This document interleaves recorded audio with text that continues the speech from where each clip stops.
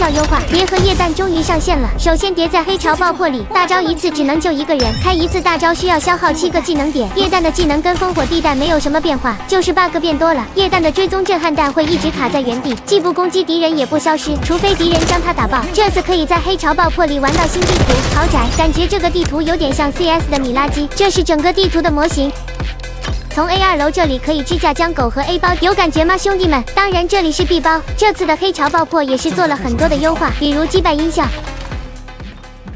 躺在那儿。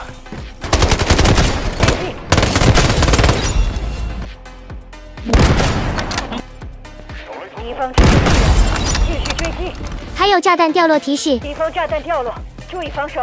以及下包的音效。敌方黑潮炸弹已安放。只要听到强烈的滴滴声。 就说明这个包拆不掉了。拆了。他们只剩一个人了。好枪，赢了。做掉他。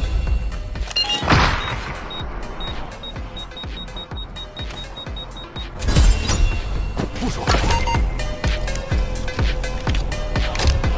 炸弹安好了，守住。